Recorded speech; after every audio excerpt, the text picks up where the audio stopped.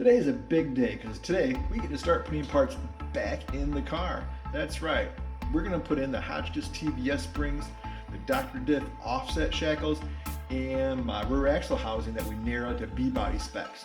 So let's get to it.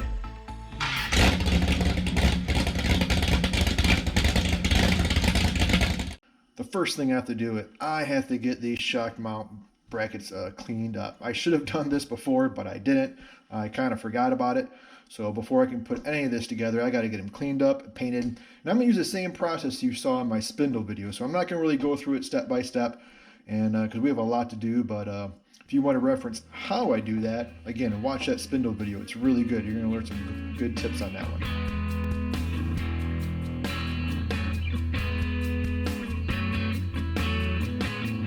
So now it's time to get the center section in the rear housing.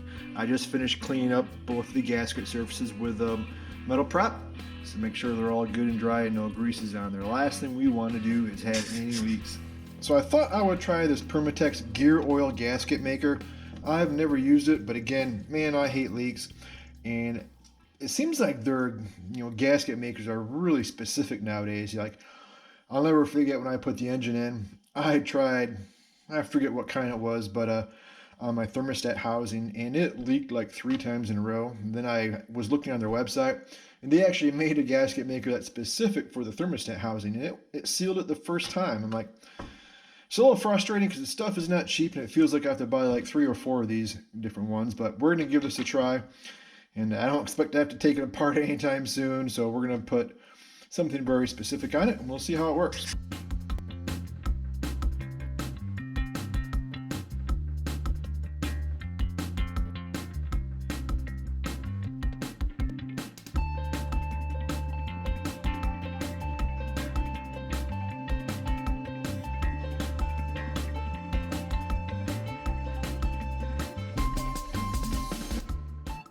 So I just finished putting the gasket maker and the gasket on, and this is a pink gasket from Dr. Diff. It's supposed to be like the non-terrible one, so easier to remove. I had a traditional gray one on before and came off in like 1,000 pieces. It was real bare to scrape, so I figured I would spend a couple more dollars with the pink one, just in case we ever have to service this again. So now we're going to put the center section in, and it's heavy, but at least the axle's out of the car, right? I mean, if you ever put a center section in while the axle's in the car, you're trying to press off your chest, it is a bear. So this should be a lot easier. Just gotta watch your fingers. And here we go.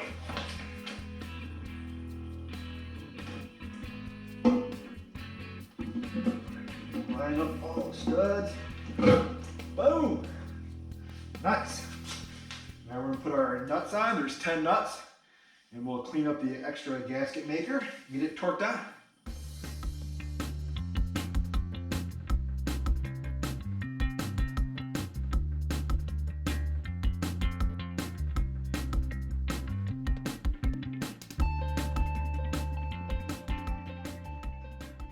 So these nuts are torqued 45 foot-pounds. So you just want to walk your torque wrench around and basically crisscross star pattern, so you want to just distribute the load nice and evenly. It's just about all of them, I think. Yeah. And you want to use as little as extension really as possible.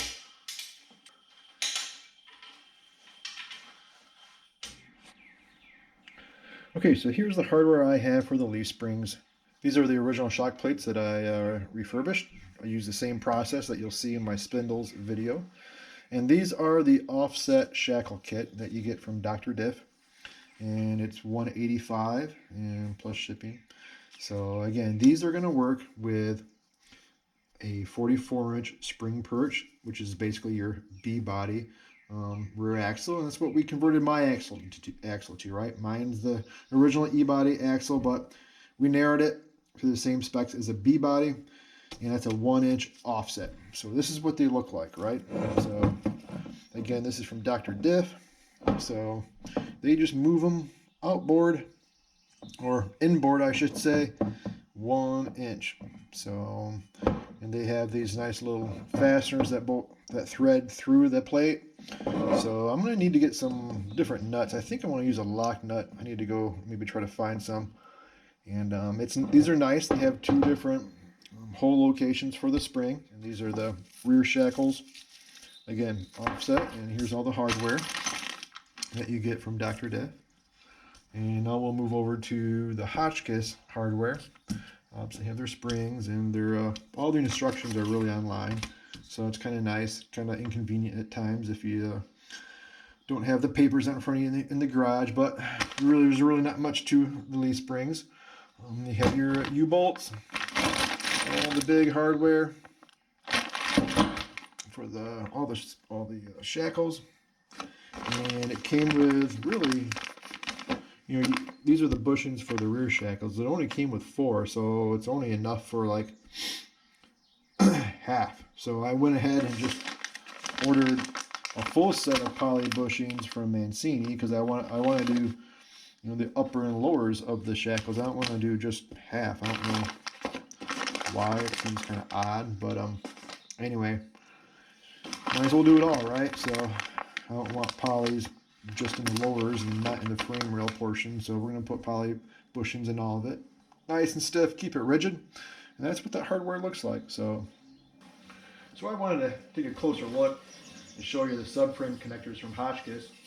They're pretty nice. I already test fit one side up, and it just took a little bit of clearancing in the rear footwell area, or maybe the seat area I should say, the front seat area, with some of the ribs on the floor pan. I just had to hit those a little bit with a hammer to give just a little bit of clearance, and they fit fine.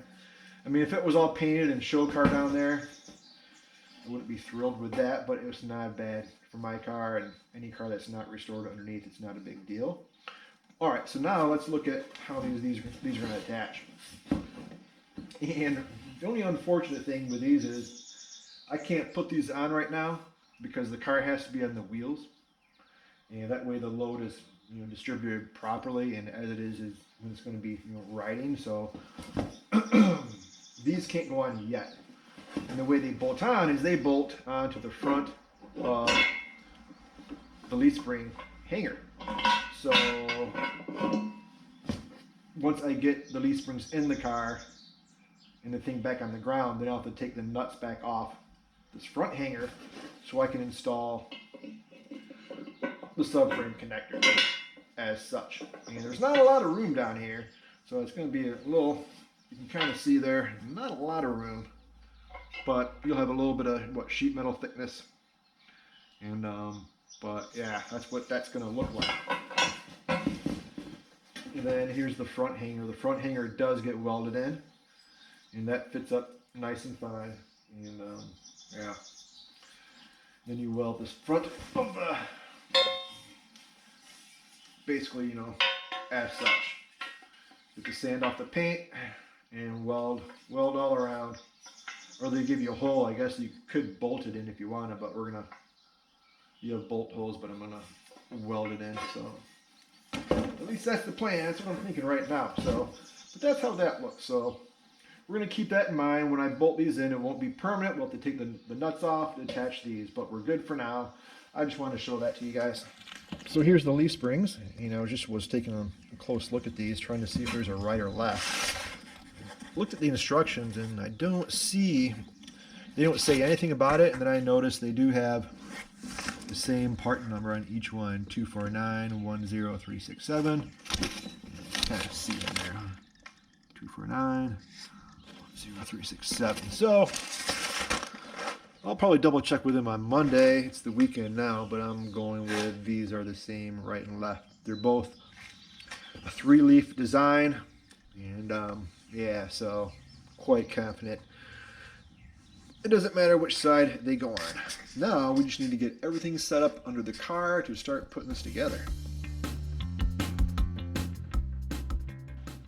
Well, the first thing I want to go over on these offset shackles is, so this is the front hanger, and this is the hanger that's going to go on the driver's side, right? So it's going to move it in, and you could flip these around to raise or lower, but here is the Hotchkis front mount, and they only have one hole, obviously, and they have it designed to be at a certain ride height, and I want to keep that ride height.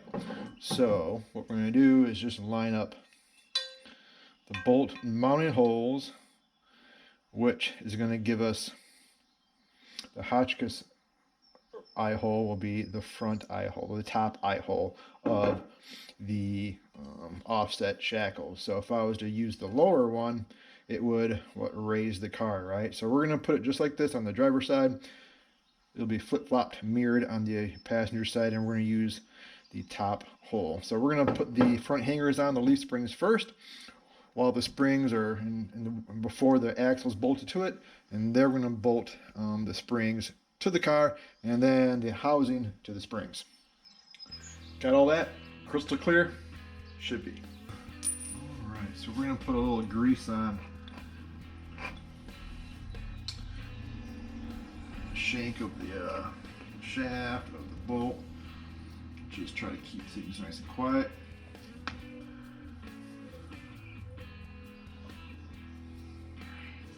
Again, so we're going to use the one washer. The nut's going to go inboard next to the frame rail, because that's where you have the least amount of clearance. And we're going to use the top hole we said.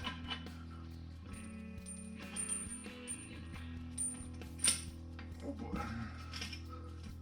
Alright. Because again, if you go lower in the hole, this will effectively raise the car. So if the car does sit too low, in theory, at least I do have the option if I wanted to.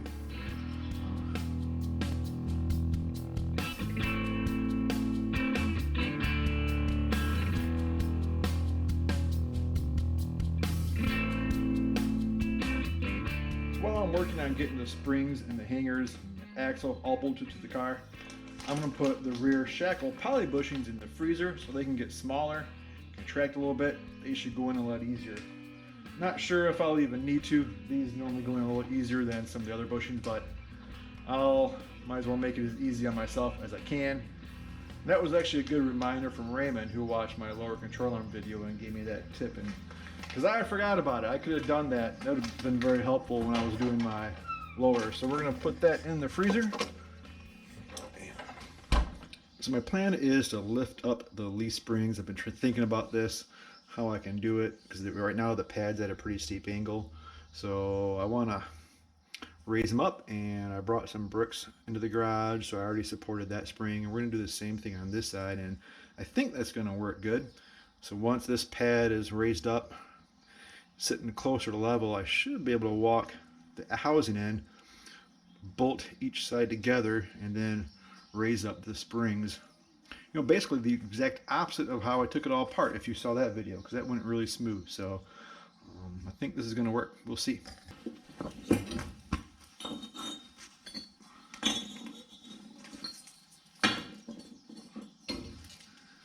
Alright, that looks pretty good.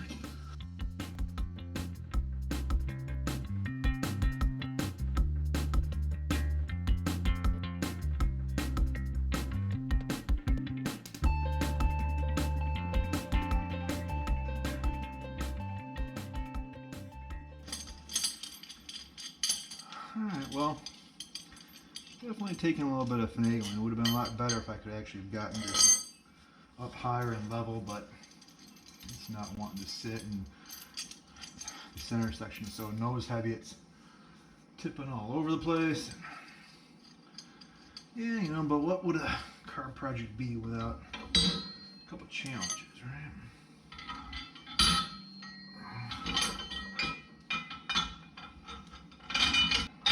Alright, there we go. I'm just trying to get, even though it's not all, the pad's not center right, I just want to get everything in place and the nuts started so it can't go way out of whack and slide all over the place. What's making it a little worse though is like these nuts that came in the kit are lock nuts, and man, these things are just tough because I don't have any way to get my impact in here. I don't have enough room, so I got to run them up with a ratchet, which is taking forever. I started the other side already, but holy smokes, not ideal. Being in the right location, just I wish I had a little air ratchet, some type of electric gun with a 90 on it. You know, that'd be a whole lot easier than this.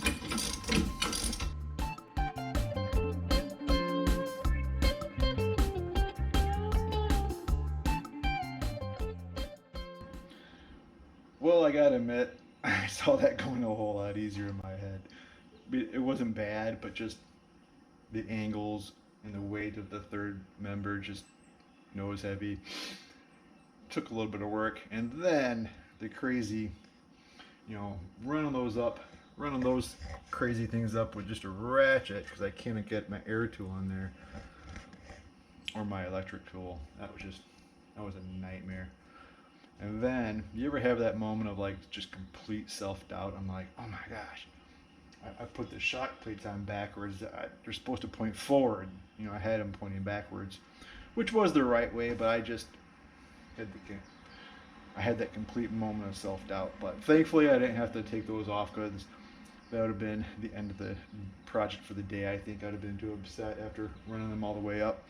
But so we're good. So we're all set now.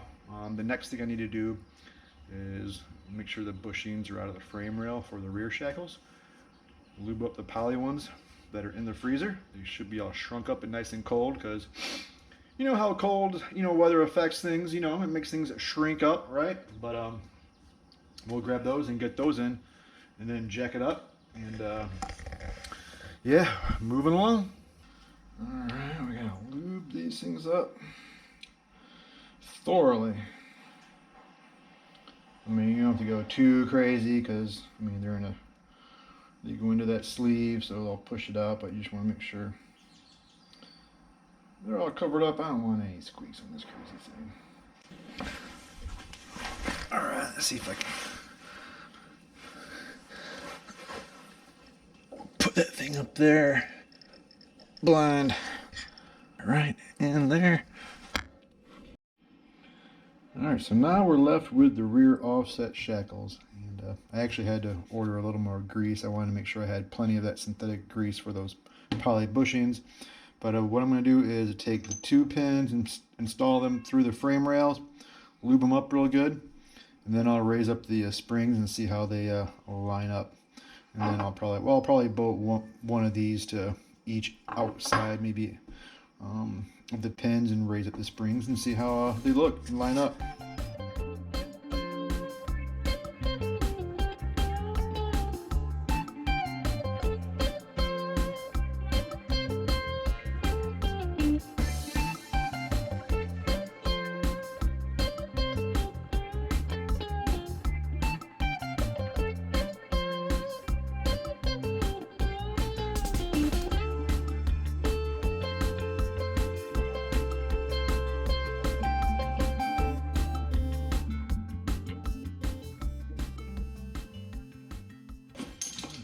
Just got to tighten up these shackle bolts, and we're gonna be done. Yeah, all right. You know, you saw me getting those pins or studs through the shackles, and my big pair of channel locks helped. It was a little tight, couldn't quite do it by hand, but even with all the sticky grease which I got all over me, man, that stuff is just nasty. Ay. But hopefully we won't have any squeaks. But man, that is great. We have the springs in, the housings in. Made some good headway, so just gotta clean up all the extra grease that we have, but that's what she looks like. All right. Driveshaft is in, and I'm just tightening up the last bolt for the rear valance, getting that back on the car. And we are wrapping this thing up.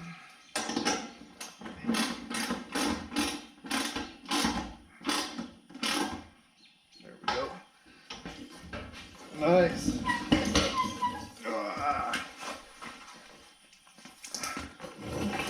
Yeah, well, there she is. The Hotchkis springs in, offset shackles. 8 3/4 B body, narrowed to a B body. Got my little fill plug. That thing is awesome. Got a little nice. And yeah.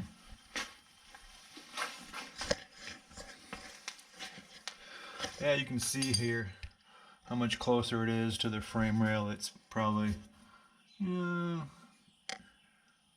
finger and a half away from the frame rail now. But the big thing is they try to line up the outside edge of the leaf spring with your wheel well, right? So yeah, I like it. So we're gonna have lots of clearance.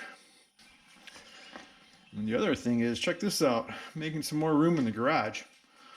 Took the the welders over at my buddy Mike's house. You saw that in another video, and the heater, we don't need that anymore, so that's downstairs. So I moved that in the propane tank and got rid of the leaf spring box.